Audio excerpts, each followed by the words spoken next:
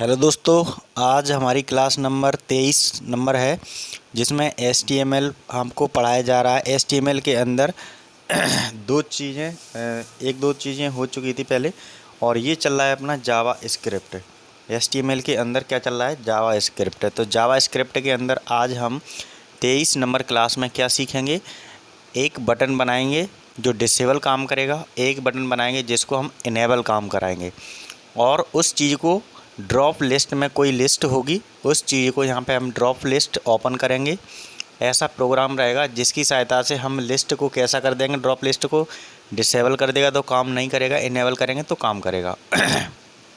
ठीक है, ऐसा एक प्रोग्राम बना रहे हैं जिसकी ज़रूरत पड़ती है जावा स्क्रिप्ट की। ठीक है, और HTML द्वारा बनेगा, तो बने रहिए इसी यूट्यूब चैनल पर और क्लासेस को कंटिन्यू करते हुए, और सारी चीज़ें एक एक करके सीखोगे तभी आपको ये HTML का फॉर्म, सारी चीज़ों को डिज़ाइन करने का तरीका आएगा।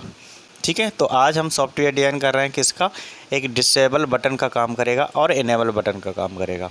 तो इस वीडियो को शुरुआत करने से पहले लाइक कर दीजिए, शेयर कर दीजिए, और इस चैनल को फर्स्ट टाइम देख रहे हैं तो प्लीज़ इस चैनल को सब्सक्राइब कर लीजिए, बेल आइकन प्रेस कर लीजिए, जिससे आने वाली नोटिफिकेशन आपके पास सबसे पहले पहुंचेगी। ठीक है, तो नोटपैड में हमारा ये फंक्शन ओपन है पहले से ही यहाँ पे, जिसके अंदर हम सारी चीज़ें एक एक करके लिखेंगे। ठीक है, तो यहाँ हमने नोटपैड पहले से ही ओपन है, और ये आपको हमेशा ये सारी चीज़ें पहले से ही मिलती हैं हमारे हर प्रोग्राम के अंदर। ये हम पहले से ही टाइप करके रखते हैं, क्योंकि ये इसी के अंदर हम जो भी कोड करेंगे वो इसी के अंदर सारा डेटा रहता है। ठीक है, तो इससे पहले वीडियो नहीं देखें वो सारी देख लीजिए, जिससे आपको सही क्रिया से समझ में आएगा।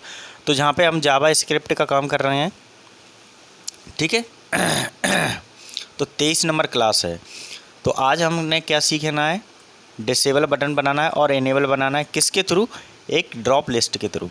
तो देखिए, बॉडी के अंदर हमारा सारा काम होगा। सबसे पहले बात आपको बता दी जाती है कि बॉडी के अंदर जो भी होगा हम उसी के अंदर काम करेंगे। ठीक है, तो अभी हमने यहाँ पे सबसे पहले क्या लेना है? हमारा HTML आना चाहिए, तो HTML हमने ले चुके हैं। फिर आएगा हेड हम ले चुके हैं। हेड के बाद हम सबसे पहले बॉडी बाद में लेंगे। सबसे पहले हमें ज़रूरत पड़ेगी बॉडी से पहले किस चीज़ की? ये कोडिंग हमने बैकग्राउंड की लिखी है, तो ये लिखी रहने देना, क्योंकि उससे सही हमारा बैकग्राउंड दिखाई देता है। तो हेड के बाद हमें यहाँ लेना है स्क्रिप्ट, क्योंकि जावा स्क्रिप्ट ले रहे हैं तो स्क्रिप्ट हमें यूज करना पड़ेगा। SCRIPT स्क्रिप्ट हमने लिख लिया यहाँ पे, और स्क्रिप्ट फंक्शन को हमने यहाँ से स्लैश के द्वारा SCRIPT स्क्रिप्ट फंक्शन को हमने क्लोज कर लिया। अब जो भी हमारा डेटा होगा जावा स्क्रिप्ट वाला, तो वो इस स्क्रिप्ट के अंदर हमारा लिखा जाएगा। Clear point? ठीक है, तो यहाँ पे जो हमने प्रोग्राम बनाया है उसको हम आपके सामने करके दिखाते हैं किस तरीके से ये काम करेगा। तो यहाँ पे सबसे पहले मैं फंक्शन लिख लेता हूँ। ठीक है, कैसा फंक्शन बना रहे हैं, कैसा ले रहे हैं अपना फंक्शन? एक हम ले रहे हैं डिसेबल, ठीक है, और एक हम कैसा ले रहे हैं? इनेबल। तो सबसे पहले हमने फंक्शन बनाया डिसेबल, DISABLE, ठीक है, सही है। और इस फंक्शन के अंदर हमने curly braces open and close किया। अब इसके अंदर हम जो फंक्शन का प्रोसेस होगा वो इसके अंदर लिखेंगे। तो सबसे पहले हमने क्या लिखा? डॉक्यूमेंट। डॉक्यूमेंट के बाद डॉट लगाना है, फिर लिखना है GET और E कैपिटल। कुछ चीज़ें आपको कैपिटल बनाना है तो वो आपको कैपिटल ही लिखना पड़ेगी, नहीं तो आपको समझ में नहीं आएंगी। ठीक है, तो जो चीज़ें मैं कैपिटल लिखता जा रहा हूँ वो आपको कैपिटल ही लिखना है, ये गलती ना करें कोई भी स्टूडेंट। ठीक है, तो ये ध्यान रखना है आप लोगों को। तो यहाँ तक मैंने ये लिख लिया। इसके बाद हमें ब्रैकेट ओपन करना है, इन्वाइटेड कॉमा में एक क्लास बनाना है। कैसी क्लास बना रहे हैं? माई सेलेक्ट, क्योंकि सिलेक्ट बना रहे हैं तो सिलेक्ट ले लिया अपने। और बहुत सी क्लास हमने कैसी बनाई थी? डेमो, तो डेमो ले रहे तो डेमो क्लास बना लिया। इसके बाद हम कैसा ले रहे हैं? डिसेबल पॉइंट ले रहे हैं, तो डॉट DISABLE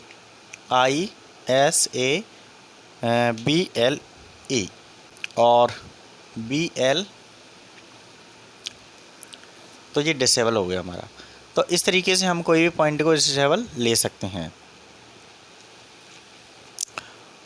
और उसके बाद हम यहाँ पे इक्वल टू बटन लगाएंगे। इक्वल टू बटन लिखने के बाद TRU ट्रू लिखेंगे। ठीक है, और इस सेमीकोलन द्वारा हम इस फंक्शन को पूरे तरीके से उसको क्लोज कर लेते हैं। ठीक है, तो यहाँ तक तो आपको सही समझ में आ गया होगा। अब चलते हैं फंक्शन की और ऊपर। तो यहाँ पे हमने क्या है ed छोड़ दिया है, तो यहाँ पे दोबारा लिख लेते हैं डिसेबल्ड है, क्योंकि ये फंक्शन को पूरा लिखा जाएगा जब ये आपको समझ में आएगा। ठीक है, तो ये हमारा पहला वाला कंप्लीट हो चुका है। अब चलते हैं हम फंक्शन के नीचे। जैसे ही हम फंक्शन के कर्ली ब्रेसेस के क्लोज वाले के बाद में हम जब से एंटर करेंगे, एंटर करने के बाद हमें एक और फंक्शन ओपन करना है। कौन सा करना है? वो करना है हमें डिसेबल तो हो चुका। इसके बाद हम लिखेंगे फंक्शन। ठीक है, फंक्शन लिखा, थोड़ा सा स्पेस दिया, अब लिखेंगे इनेबल, ENABLE, इनेबल लिखा और फंक्शन का हमने ब्रैकेट ओपन क्लोज। ये आपको पता होना चाहिए कि फंक्शन के आगे हमें ब्रैकेट क्लोज लगाना होता है। ठीक है, कर्ली ब्रेसेस के अंदर जैसे हमने वहाँ लिखा था वैसे ही सेम यहाँ पे लिखना पड़ेगा और उसमें थोड़ा सा चेंजेस करना पड़ेगा। बस कहाँ पे जाके डिसेबल्ड की जगह पे तो इनेबल्ड जो आपका लिखा है वो एक जैसा ही सब में रहेगा, बस ट्रू और फॉल्स का अंतर आ जाएगा और कुछ भी नहीं करना है। इसमें सेम डेटा रहेगा, बस वहाँ ट्रू लिया, यहाँ पे फॉल्स लिखना पड़ेगा। बस इतना सा डेटा आपको चेंज करना है और कोई भी डेटा आपको चेंज नहीं करना है। ठीक है, तो यहाँ पे क्या करते हैं हम, जो हमने यहाँ पे लिखा है सेम प्रोसेस वही है। तो यहाँ से हमने क्या कर लिया, इस चीज़ को कॉपी कर लिया और कॉपी करके यहाँ पे सेम पेस्ट कर दिया। सेम लिखना है इसलिए। ठीक है, और यहाँ पे जो लिखा था उसकी जगह क्या करना है, फॉल्स, FALSE। तो हमने क्या लिख लिया यहाँ पे फॉल्स, क्योंकि कंडीशन कैसी है, फॉल्स कंडीशन है, देख लीजिए। ठीक है, तो फॉल्स हमने कंडीशन दे दिया। उसके बाद जैसे ही कंडीशन हमारी फॉल्स हो चुकी है और यहाँ तक हमने कंप्लीट कर लिया इस प्रोसेस को। कहाँ तक? दो फंक्शन बनाए, डिसेबल और इनेबल। उसके बाद हमने यहाँ पे क्या करना है, ये ब्रैकेट क्लोज है कर्ली ब्रेसेस, उसके आगे जा कर के हमारा स्क्रिप्ट दिख रहा है। तो यहाँ तक हमने जो स्क्रिप्ट बनाई वो इसी के अंदर आ गया। अब स्क्रिप्ट के बाद हमें क्या करना है, जो हेड ऊपर लिखा था तो हेड को भी यहाँ से क्या कर देते हैं, स्लैश के द्वारा हेड को भी क्लोज कर देते हैं। तो हमारा हेड भी क्लोज हो चुका है। अब चलते हैं मेन फ्रेम किसके अंदर, बॉडी के अंदर। अब हम बॉडी के अंदर आ चुके हैं। बॉडी के अंदर हम क्या बनाना चाहते हैं, यहाँ पे बॉडी के अंदर एक फॉर्म बनाना चाहते हैं। क्या बनाना चाहते हैं? फॉर्म, जिसके अंदर हम ऑप्शन बटन का यूज करेंगे। तो फॉर्म बनाने से पहले पूरा उसको क्लोज भी करना पड़ेगा। ओपन कर लिया है फॉर्म, FORM फॉर्म को, और क्लोज कर लिया फॉर्म को। अब इसके अंदर हमें जो फॉर्म डेटा है वो अंदर लिखना पड़ेगा। तो फॉर्म के अंदर मैंने क्या बना दिया, यहाँ पे थोड़ा सा पार्ट को अंदर खिसका देते हैं जिससे आपको सही समझ में आएगा। अब ये फॉर्म लिखा है, इसके अंदर हमारा डेटा यहाँ पे बहुत सारा लिखा जाएगा। ठीक है, तो यहाँ पे हमें क्या करना पड़ेगा, इस डेटा के अंदर यहाँ पे फॉर्म के अंदर लिखना है।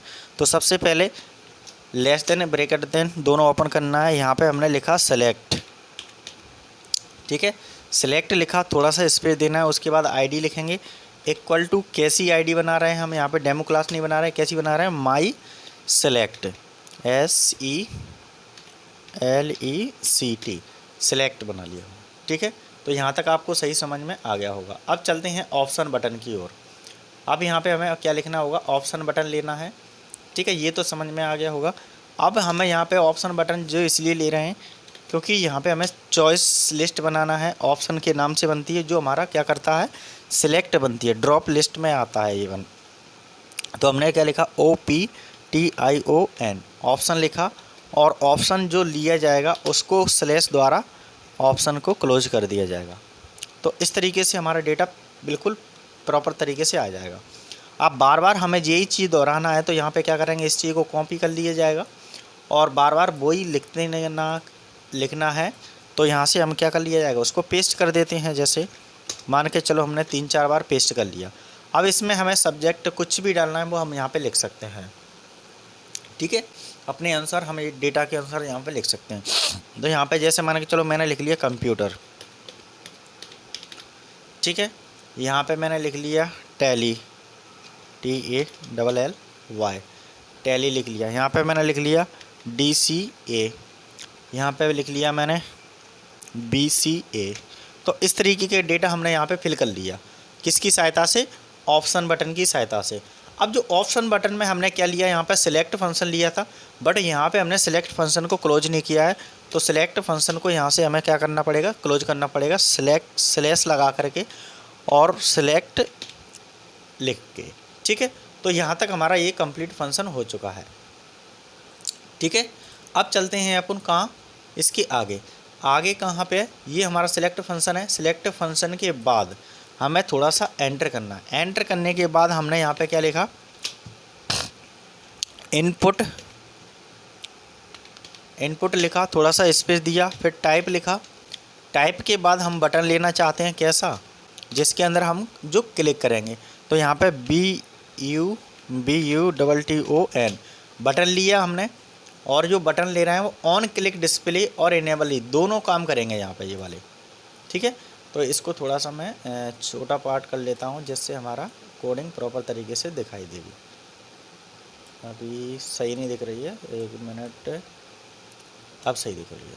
ठीक है, तो अभी मैं कोडिंग कहाँ पे कर रहा था, बटन वाले पार्ट पे। तो बटन वाले पार्ट पे से करने के बाद थोड़ा सा आगे जाना है।